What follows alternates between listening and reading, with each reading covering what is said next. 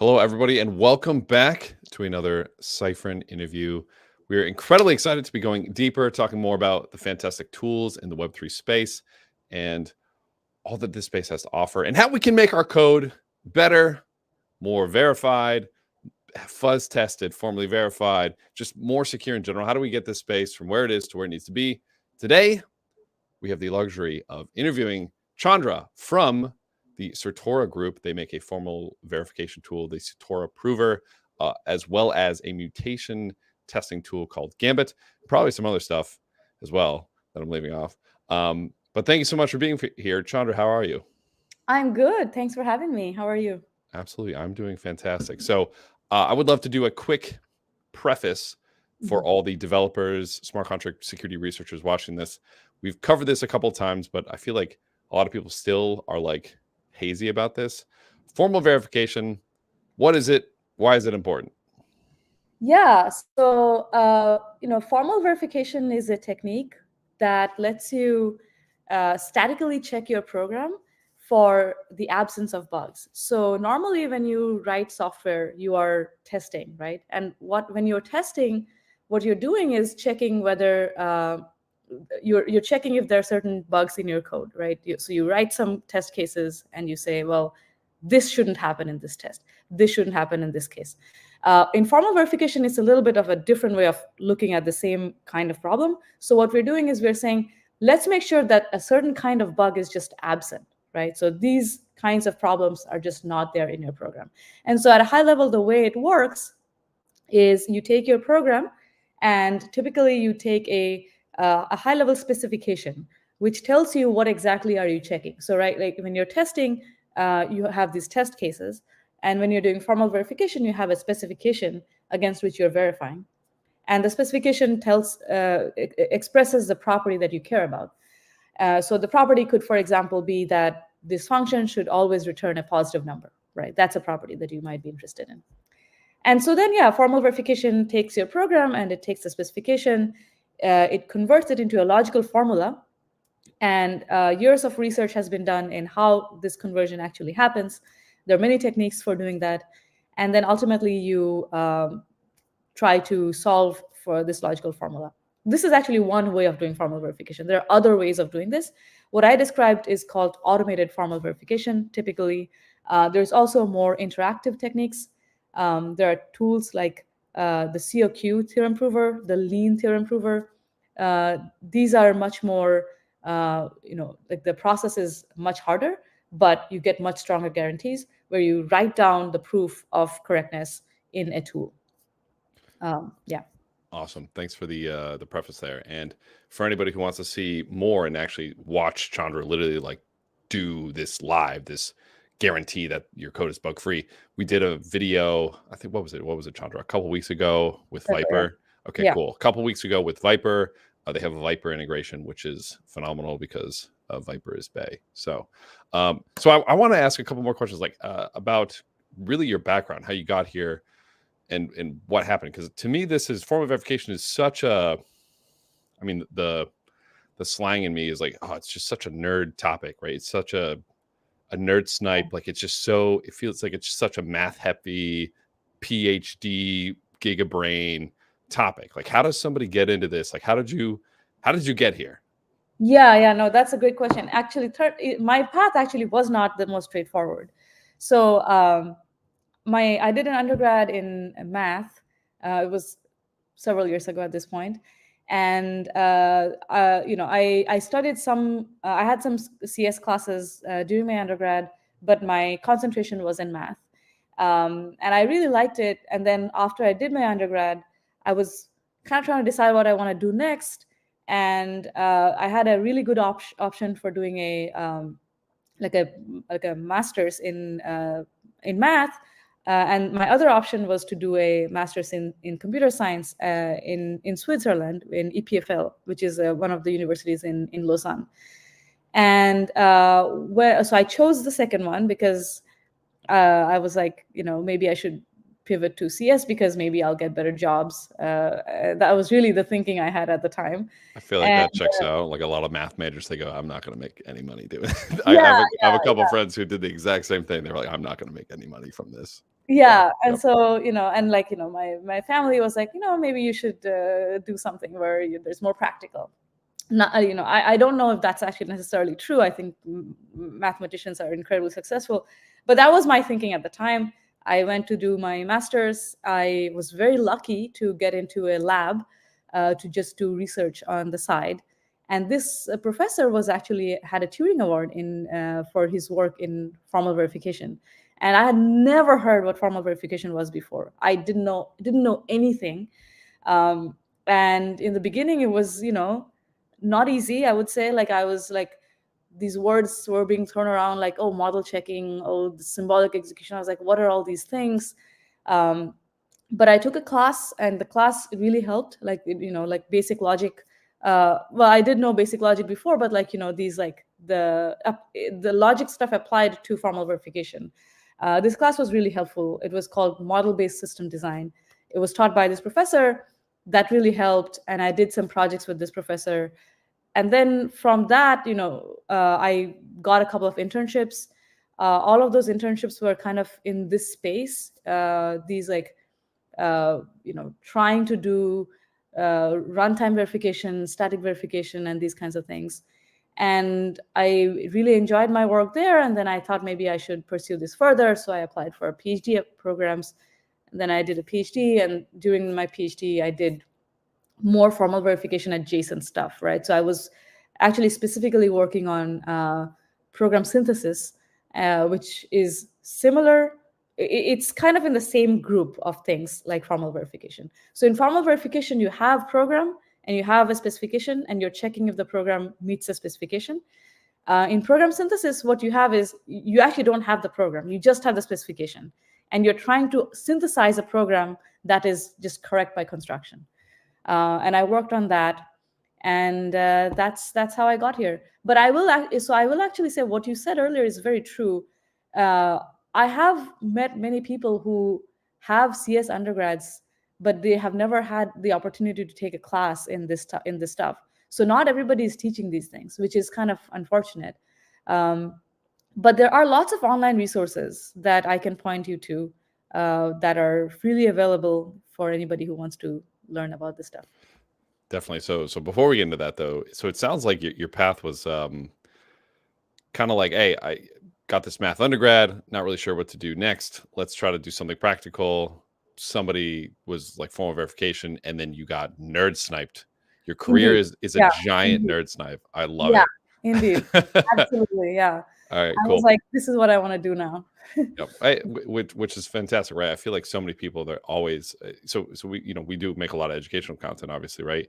And we Mhm. got a lot of people saying, hey, like, what should I do? What should I do next? And I always go, okay, well, what do you want to do next? And they go, well, I don't know. And I'm go, okay, perfect. Just Yeah. do stuff. Something will you'll be nerd sniped by something. Something will interest you, and Yes. boom, you'll get to go down the path exactly as you did. So Yes. really cool to hear that was the path that you took. Yeah. Yes, we can definitely talk about form verification learning stuff. But yeah, you make a really good point. So my undergrad as well was Mhm. CS, was computer science. Mhm. I had never heard of form verification until I got to Web3. To be honest, even when I was in Web3, like had heard people say it, like, oh, like, yeah, let's Solidity team, they're working on this form of verification tool. I was like, yeah, sounds silly, like whatever. Yeah. Which is like, the small brain in me is like, oh yeah, they're working on form of verification. I don't care what that is. And then getting deeper into security, that's only when it started to become like a thing for me. Oh, okay, cool. Yeah. There's this tool. You can guarantee there's no bugs. Cool. Interesting. Why do you think that is? Why do you think so few people, well, first off, so few people in CS know Mhm. about it just in general. And Mhm. then one step further, so few people in Web3 coding in particular don't really know about it. So the why so few people know in the university setting? That's a good question. I think there are fewer people who are experts in formal verification than, say, machine learning, right? Like, there are other topics like machine learning, which are, I think, more like, they're more hot topics these days, right? Like, more people want to do all those things. Whereas I think formal verification is I mean, I will say it's a little bit of a niche thing, right? Like, it's not everyone's, like, first thing that they want to study, right? Like, which is also in some ways a good thing, because people who are going for formal verification really actually care about the topic itself, right? They're not there for the job or the publications and these things. I'll tell you one example. So when you apply for grad schools for PhD programs, it's often the case that if you're going for a machine learning program, most people coming in, they already have like, one or two publications. In formal verification, that's not necessarily the case, right? It might be becoming the case more and more these days, but back when I applied, many people didn't have a publication, and they just, cared about the topic, and that's why they were there. Now, on the DeFi side, that's a more interesting thing.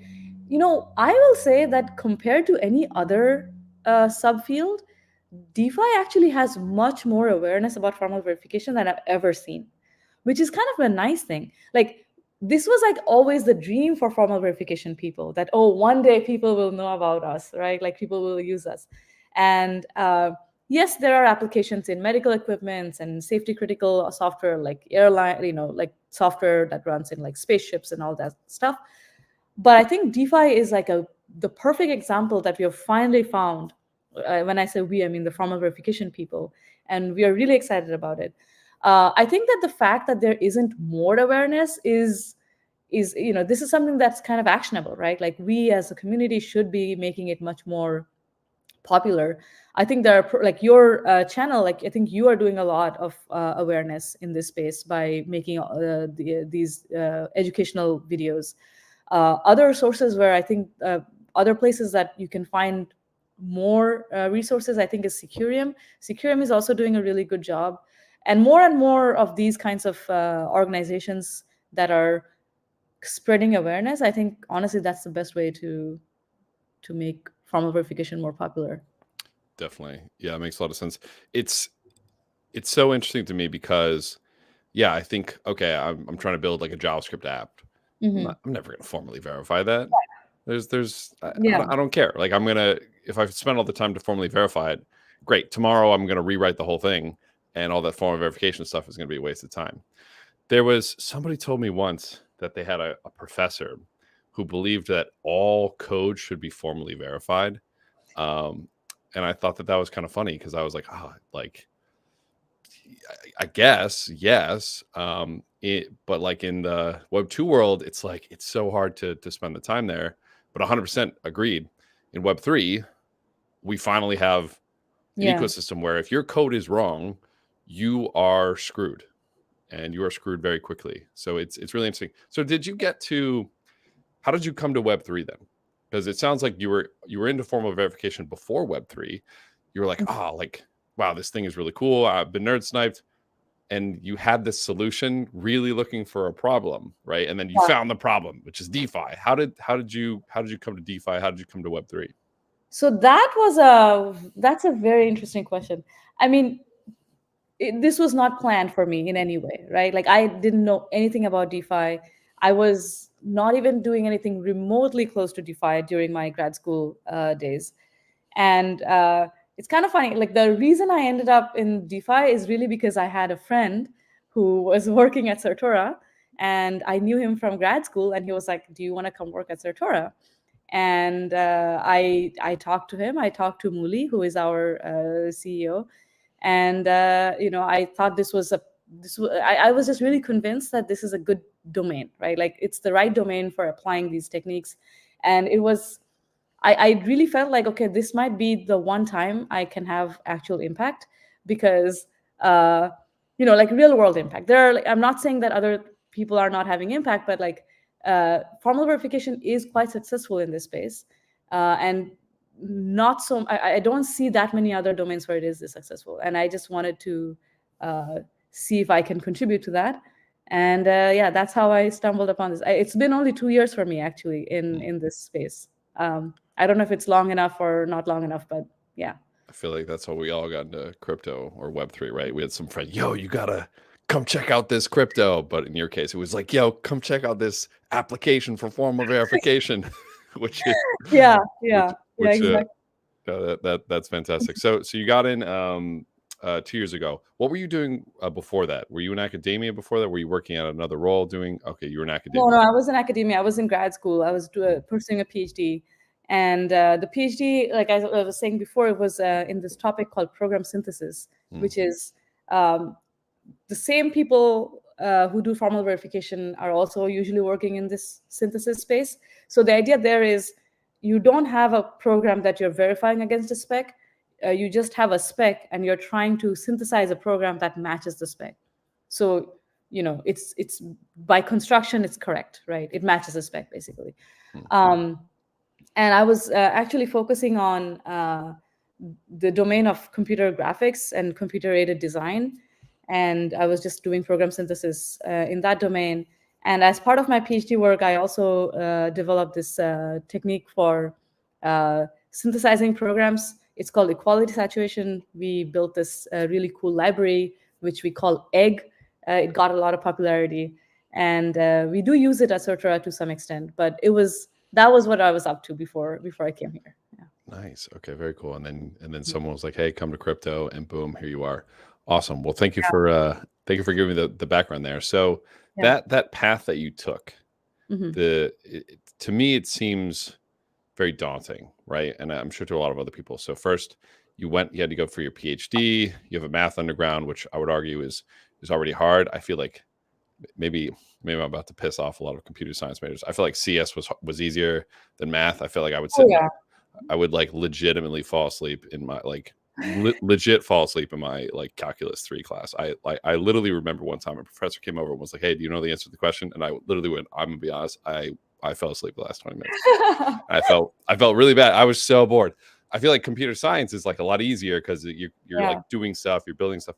So can anyone get into this? How difficult is this to get into? Can anyone get into formal verification? Yeah. I do think it's possible, and I think it looks like the barrier to entry is really high, and like it's really hard to get into, and you need like a PhD or something to do it. But to tell you the truth, at least at Certora, most of our security engineers and security researchers who are doing an amazing job of actually verifying smart contracts, they don't necessarily have a PhD in anything, right? Like they just have a good understanding of what they're trying to do. They have a very good understanding of the protocols, and they know how to use the tool, and they know how to think about these things, right? Like, so I think what's important is this verification mindset, right? And the rest of the stuff is actually not that hard to pick up. And so we have been kind of working towards this over the past couple of years, where we're trying to have these lessons for beginners to get onboarded, right? Like starting from the very basics, right? Like logic is like the step one, right? Like how do you think about like logical operators? What does implication mean? And like all these like basic things. Logical puzzles, that's actually one thing that is kind of interesting to think about when you're trying to get into formal verification. Basically, what you're doing when you do these puzzles and these kinds of problems, you're trying to do what you would normally use a SAT solver to do when you're doing verification, right? So I think a lot of this stuff is not that hard to pick up if you have the right resources. And I think the problem is most people don't know where to get these resources from. I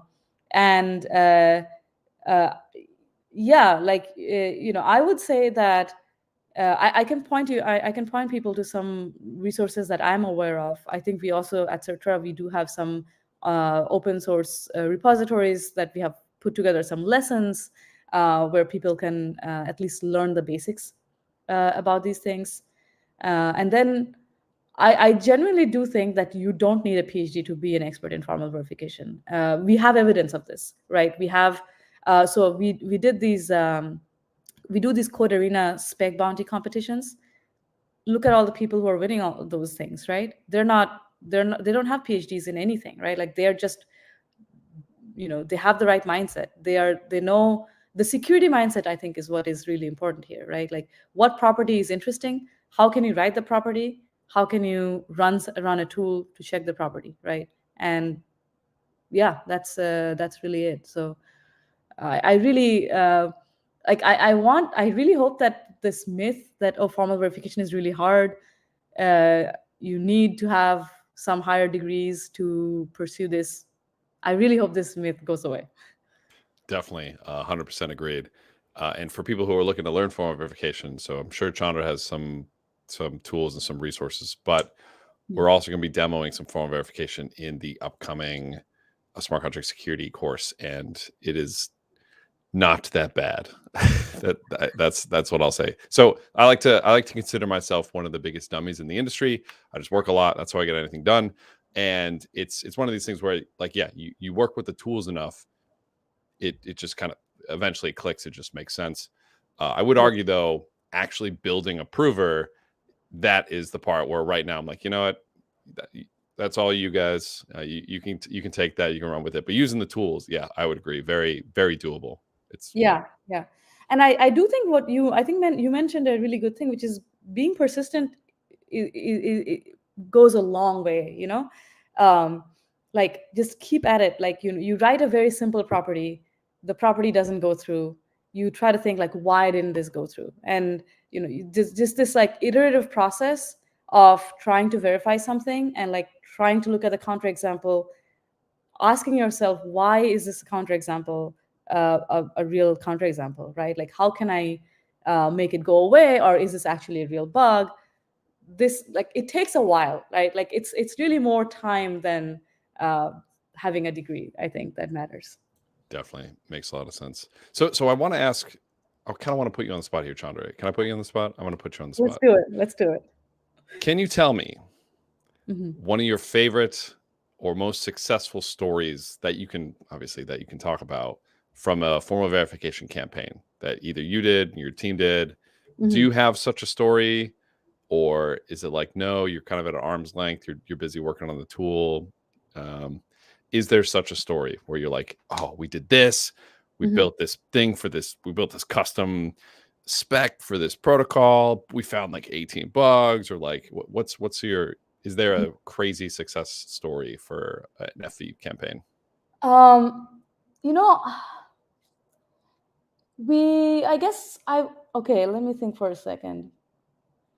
I mean, I would say, I'll give you the example that I used last week at DevConnect. So, so we were working with the Aave version 3, the governance protocol, and the protocol already had pretty good testing. Like the Aave team is fantastic. Like they write really good tests. They have the right mindset, and they have a very good team. But one of the issues that we found in their code, it was kind of a subtle issue. Basically, what happened was there was a contract that had an enum, and the enum had like 5 different states, right? Like the enum was representing 5 different states, and a property that the team really wanted to make sure is that once you're past a state, and the state was, I think they didn't want it to be, maybe it was like, once you are in the state called executed, you can no longer make a transition. And this is an interesting property, because you do want to make sure this holds, because otherwise you can go back to being in like the queued state, and that's really bad, right? So once you are done executing, you can no longer go back to being in queued. For those who took the Foundry 27-hour course, you know exactly what she's talking about, because we did this demo in the Foundry DAO governance section. So the queue, Awesome. Okay. queue section is section 3. It gets queued. So when you do a proposal, gets voted on. If it passes, it goes to queue. You wait some duration, and then somebody executes it after that time lock has passed. So what you're saying is, you all, the Certora team, you guys were like, hey, I keep saying guys, you folks were like, okay, we want to prove, formally verify that Exactly. once it's executed, we can never go back to that queuing phase. Okay, Exactly. got it. Yeah. And so we wrote the property itself, is the beauty is that it's so simple, right? Like it was a 5-line property, and it was able to check this rule, and it turned out that there weren't actually any tests that was going to catch this. at least when we were working on verifying. Ooh. Were they using an Open Zeppelin implementation, or was it a custom implementation? If you remember, we're getting to the details now. Okay. I don't remember that. But Interesting. this was all like pre-deployment, right? Like this was Right. all Yeah, of course. Yeah. Resolved way before. That is interesting, though. Yeah. So like, it's interesting because it's you would think that, oh, okay, I mean, I can write tests and I can cover this kind of thing, but it's just,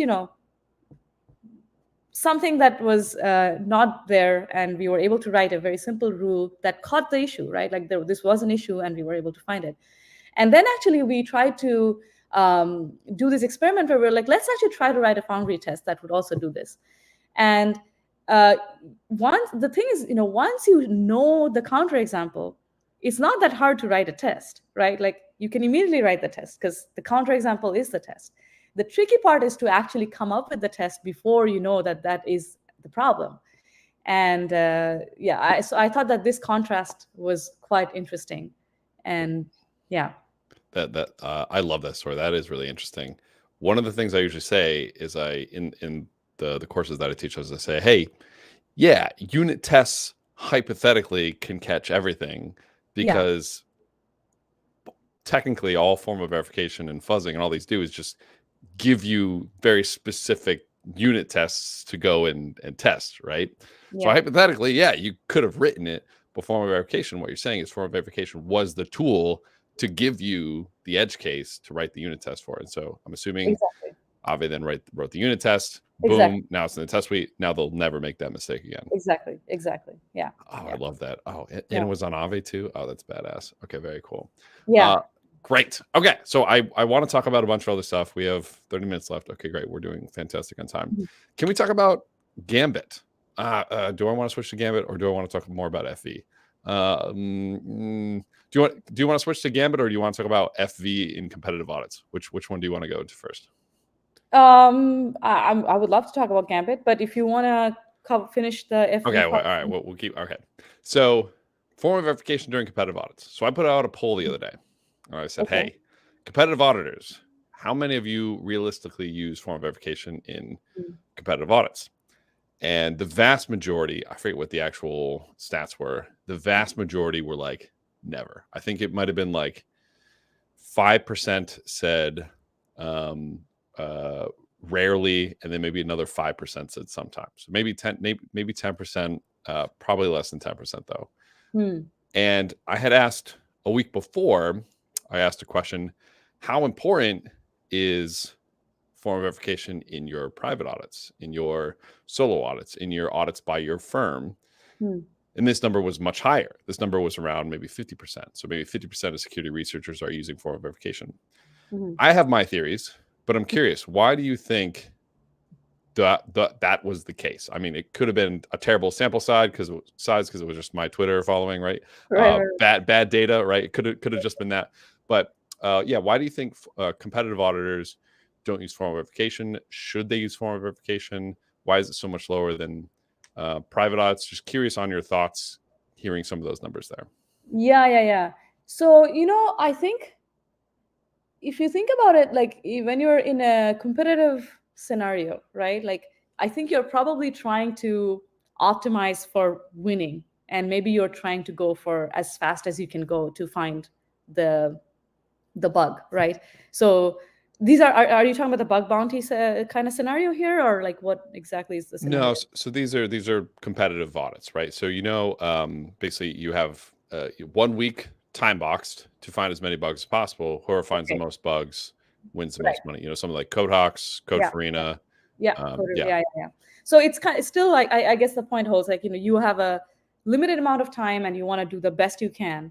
And I think what happens is, if I can imagine myself in one of these positions, and let's say I didn't know anything about formal verification, I wasn't working at Certora, I would just do brute force, right? Like I would just start with looking at the code and do my best, try to understand the protocol and like look for bugs in the code, right? I think the thing that's hard is maybe people don't want to, when you are already in a competition, you don't want to learn something new, right? Like you want to use whatever you know to do the best you can, because you are in in the middle of a competition. I think what we should be doing is, you know, encourage the community to learn these tools beforehand, so that when they're going into a competition, they know that, okay, yeah, I have this equipment that I can use in this setting, and it's not going to slow me down, right? Like if I try to learn something while I'm, in a competition, that's just going to slow me down, and I don't want that. So one thing that we have been doing, I really hope that it helps, is this thing called spec bounty, where we are basically doing these competitions where this kind of actually ties to Gambit also. We basically ask the community to find missing specs, and then also submit a mutant that would be caught by the spec and would not be actually caught by the spec that was existing. And I think these kinds of competitions might actually make the community as a whole more accustomed to using formal verification tools. And that gives me hope that maybe people will use them more when they're in these competitive audit kind of settings as well. You think so? I agree. Like when you're getting to the setting, you want to just go as fast as possible. Right? Yeah. You're just like, all right, I want to go. I don't have time to learn. Whatever. I just gotta Yeah. go. Do you think? Now here, I'm really gonna put you on the spot here. Do you think if you were in a competitive audit, Yeah. and you were like, I'm gonna smash this, all I'm gonna do is formal verification, do you think that would be a time optimized way to find as many bugs as possible? Because part of me thinks that's a big reason too why these competitive auditors are really nervous, because they go, if I spend all this time with formal verification, I might not find any bugs. Like, yeah. Do you think that if you came to a competitive audit, you would say, boom, I'm going to use formal verification, I'm going to find a ton of bugs? I would probably do both. Like I would not just do only formal verification, right? Like I would run, I guess in my case, I would run the Certora prover, but I'll also spend time doing manual auditing, right? I think the combination is what is really good. In fact, I think I wouldn't even confine myself to formal verification. I think I would just go for everything. Like I would try to do foundry tests. I would probably try to run other tools, and just go all out, right? I'm not going to confine myself to any specific kind of technique. I think that makes a lot of sense. Cool. Okay. Do I have any more questions on FV? Probably a million, but we can move on to Gambit. So thank you for all the insights on formal verification here. I would love to talk about Gambit, because Gambit and mutation testing is something are another thing that we aren't really doing in Web3, right? So at Cypher, we've been through way too many repos to count. I've also judged way too many hackathons. I've viewed way too many startup projects in the space, and the testing culture is not where it needs to be. And then a part of me looks at myself and I go, dude, you haven't taught enough tests. You need to teach more tests. But the testing culture isn't where it needs to be. Mutation testing is one of these things that we aren't doing. Can you talk a little bit about, what is Gambit? What's it for? Yeah. Maybe even more high level, like what is mutation testing? Yeah, sure. So mutation testing is this idea. It actually initially I learned about it when I was in grad school. It's a pretty well studied topic, at least in the academic setting, where what you do is so let's take it even a step further. So when we write code, normally the way we evaluate the quality of our code is by writing tests. But when you're writing tests, the way you're thinking about the test cases is by asking yourself, what kinds of errors could I have introduced when I was writing this code? Like what are errors I could have made that I should be writing tests for? But what if you are not? What about the scenarios that you're not thinking about, right? Like what about the parts of the code where you didn't think that you could have introduced a bug?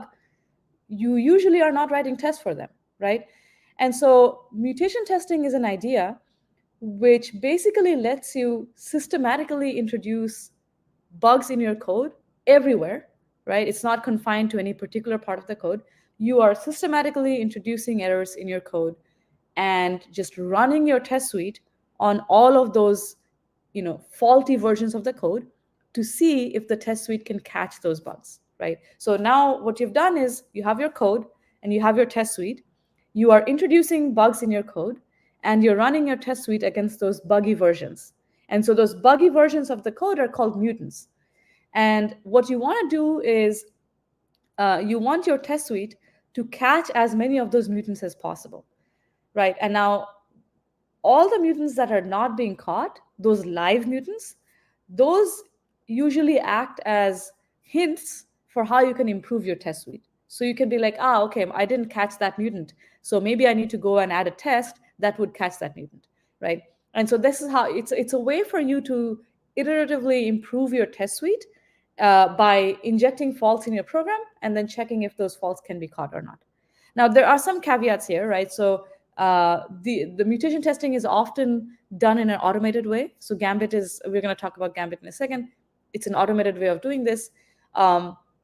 And sometimes, you can inject a bug, but it's not really actually a bug, right? It might still mean that the program, the mutated program might be semantically the same as the original program, right? Like it might be equivalent.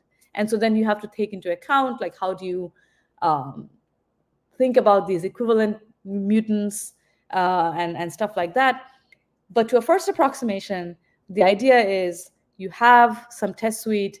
In our case, we have specification and we have a program, and we want to know if the test suite is doing a good job of catching bugs in the program. And so you intentionally introduce bugs in the program and you see if the test suite can catch it. And then you improve the test suite. Would this be a way to, it almost sounds like what you're describing is a way to test your test suite. Exactly. It's exactly that. Yeah. It's a way to test your test suite. This sounds pretty important. So right now, like a lot of people, they go, okay, forge coverage or hard hat run -- coverage. It's been a while since I ran a hard hat one, whatever the hard hat one equivalent is. And they go, cool, boom, look at me. I'm so amazing. I have 100% test coverage. I did it. But then we would run something like Gambit and we go, haha, look at you. All your tests are worthless. Should this be something that everyone just runs on their CI/CD?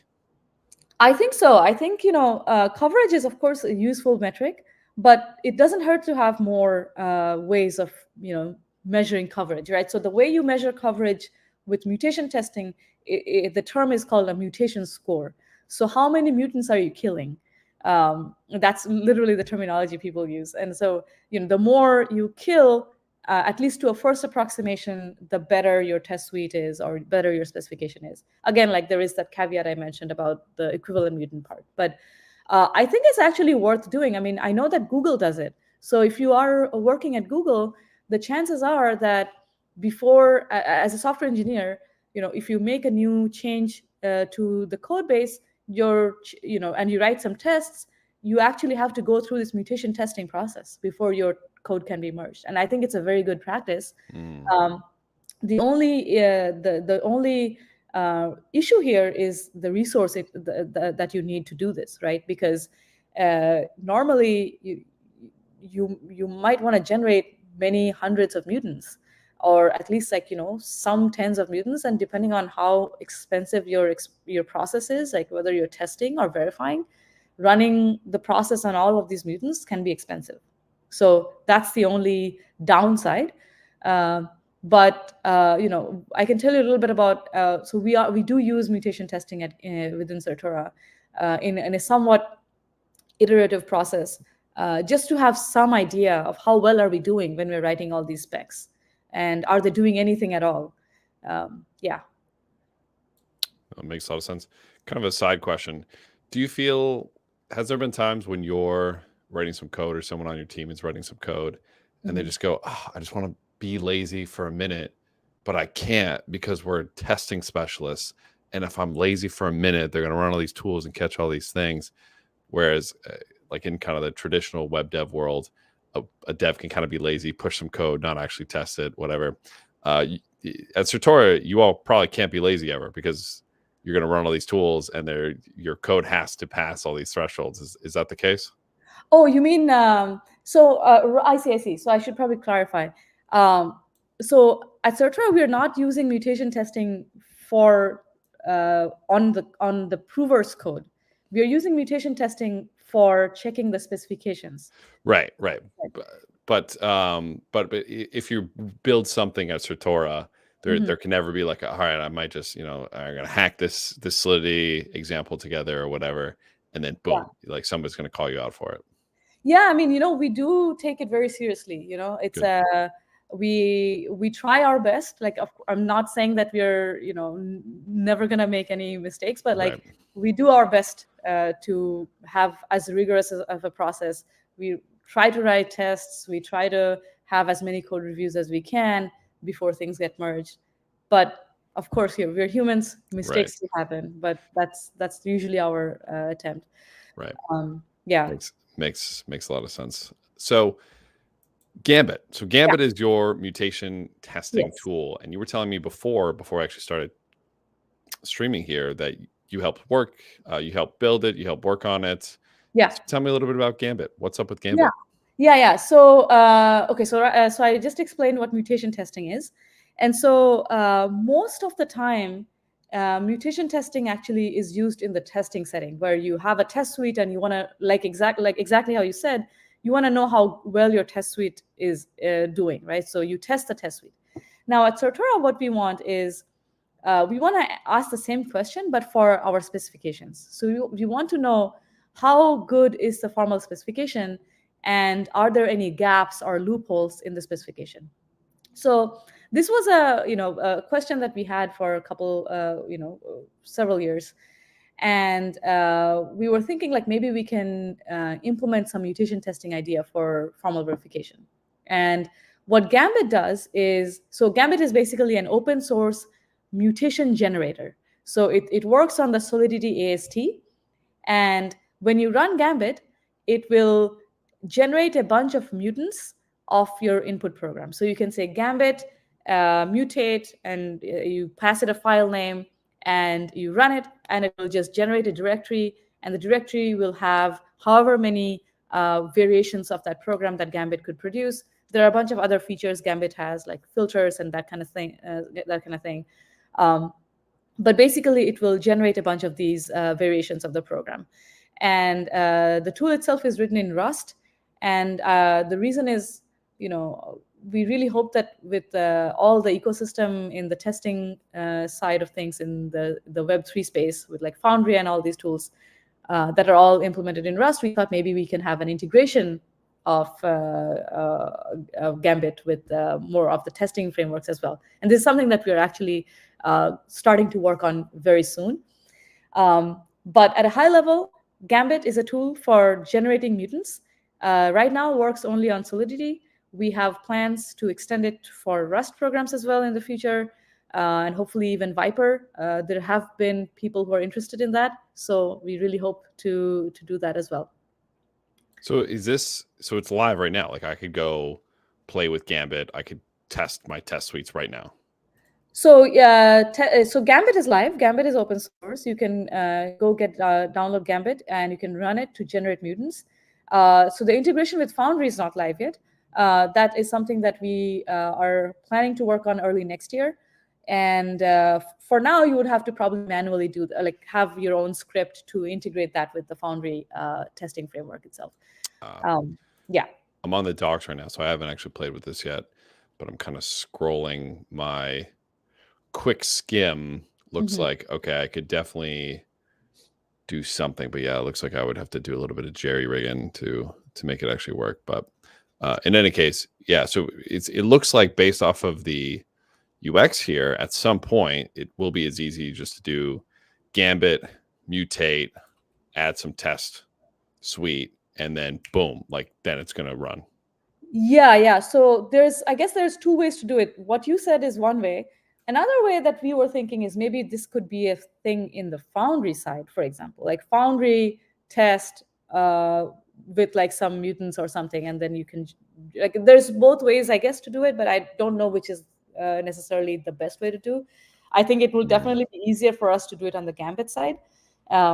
We're going to have an intern earlier next year who is going to explore exactly this topic, and hopefully we'll have an integration with Foundry. Very exciting. So it sounds like the next phase of at least coverage reports would just be, okay, what's your Gambit report? what is cool? Your test coverage 100%, awesome. Are your tests garbage though? What's your Gambit report say? And Right. this sounds like this is a really important thing that we don't have in Web3. Why don't we have this yet? Why do you think we don't have this yet? Yeah, I think it's a good point. I mean, I think and this isn't me being like, Certora, what the hell? Go faster. This is me just saying, like, in general, like, why we as an industry, why haven't we spent more time on this yet? Yeah, I think partly because I think mutation testing has mostly been a topic of research for a long time. And like I said, I think Google is the only place I know where it actually is used in an industrial scale. It does require more resources. Like, you do need compute to run your test or verification on the mutants. And I think it's just a matter of awareness. Maybe people just didn't know that this is a thing they can do, that this question of how to test your test or how to test your spec, like even asking that question, I think maybe people just didn't know that coverage is not the only way to ask that question, really. I think that's really it. At Certora, we have this integration, by the way, with the prover. So when we write specs, we actually run Gambit to see how many of the mutants are being caught by the spec. And we accordingly then improve the spec as well. I will say that, as with everything, like, there is no one thing you should do to improve your test or your spec or any of these things, right? Like, do them all, right? Like, measure the coverage, do the mutation testing, and do the manual inspection as well, right? Like, because all of these tools are automated tools, right? Like, they are good, but they're never going to be perfect in every dimension, right? So the more tools you have, the more techniques you have, I think the better it is, right? And so mutation testing is yet another trick that we have that we can use. Definitely. The more tools we can have in this industry, where if you get it wrong, you lose all your money, the better. The more shields, the more defense Exactly. we can have, That's the better. exactly right. Yeah. So, okay. So I have one more question, and then would love to hear kind of any final thoughts you have here. This actually is back to form of verification. Mhm. So form of verification versus fuzzing. So I know we've talked about this before, and at DevConnect, I think a couple people actually had presentations about this, which I thought were really interesting. Mhm. Curious on what's your thoughts, like form of verification versus fuzzing. Mhm. Should they both be used? Should one be used, or is one just objectively better than the other? Mhm. How does it fit into? How do both of them work together? Yeah.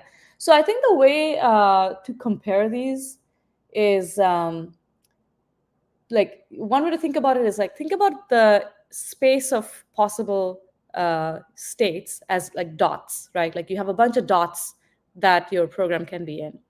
When you're fuzzing, you are trying to hit as many of the dots as you can within some amount of time or within some amount of resource. So you're saying, okay, let's just see what are all the, let's try our best and explore the space of the different states that this program can be by randomly picking inputs and like exploring the space, right? So you have, and so if there's like 100 dots, maybe if you do a really good fuzzing campaign, you can probably cover, say, 60 of those dots, right?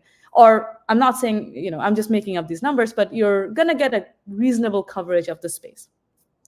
And then the informal verification, there is no notion of how many dots you're going to get, because you're going to get all of the dots, right? So you're going to cover all the entire search space, or the entire state space, sorry, of that the program can be in. And so the difference really is that, right? So in formal verification, you are checking the absence of a bug for all reachable states of the program, but in fuzzing, you are checking the absence in some of the a subset of the reachable states of the program. And the way fuzzing works usually is, it's often a mix, I think, of different techniques, but the most simplest thing you can do is random fuzzing, where you are randomly picking inputs and you're running the program on those inputs and checking what state the program reaches, and then for those states you're checking whether the program satisfies whatever property you have. In formal verification, that's not what you're doing. We are like, I think I maybe mentioned this last time we talked. there's this whole technique of generating this logical formula that we send to the solver. And in the process of doing that, we are actually capturing the entire space. And by doing so, you are eliminating the possibility of missing an edge case, right? That's really the powerful thing about formal verification. Now, what is the downside of it? Well, the downside is formal verification is more intensive, right? You need more resources to do it. It doesn't always, like, there are cases where it will not give back a result because the problem might just be too hard. When we are doing formal verification, we are usually working in a space where in a computationally we are trying to solve an undecidable problem. And so it is expected that sometimes you are just not going to get a response, like a result, right? And that can be a little unsatisfying, that can be a little unsatisfactory. We have tricks to navigate some of those problems, but at the end of the day, we are working we're trying to solve a very hard problem. And fuzzing is definitely, if you are unable to do formal verification, the fuzzing is definitely something that you should do, right? Like, at least you should be doing fuzzing. And with a very good fuzzing campaign, you do get quite good coverage, right? Like, some of these fuzzing tools are doing really sophisticated things. They're not always just doing random fuzzing. Some people are using more symbolic execution combined with fuzzing to explore more of the state space, which is really interesting. So yeah, they both have their pros and cons, which I hope I tried to cover. No, I thought that was great. So you heard it here from the expert. You should, if you cannot do formal verification for whatever reason, because it sounds like you can, because it's not that hard to get into. But if you can't for whatever reason, you should at least be doing fuzzing, at the very least. Yeah, absolutely. Great, makes sense. So we're just about up at time here. I don't have any other questions. It has been phenomenal to chat with you here. I think I learned a lot. I think a lot of the viewers are going to learn a lot from this as well. Is there any other last comments, thoughts, questions, anything else you want to tell people before we jump off here? I think I would say I really want to encourage people to give formal verification a try. DeFi is a perfect example, like I said, of an application of formal verification where there is a lot of hope. Like, I can see that it's very useful, but it's also a great application for formal verification itself. So I really hope that people will give it a try and keep at it. I don't think that you need a PhD to be a user of formal verification, and using it for these the competitive audits, or even for bug bounties and all of these things that people do. And I also want to emphasize this thing that there are lots of techniques out there. Each of those techniques have their pros and cons. Don't let anyone tell you that, oh, this is the only technique that you can use, every other technique is garbage. I think that mentality is really harmful. Like, Patrick, you just said, the more shields you have, the better, especially in the DeFi domain. So just try all the different techniques you can get and see what works for you. And yeah, just go for it. Get nerd sniped. It's good for you. Yeah, exactly. Yeah. Yeah. Cool. All right. Well, Chandra, thank you so much for being here. Thank you so much for talking to us, telling us about formal verification, your journey getting here, and really looking forward to the next chapter of formal verification, the next bunch of things that you and Certora you're going to be building together. So thank you so much for being here. Thanks for having me. All right. Thanks all. Bye. Bye.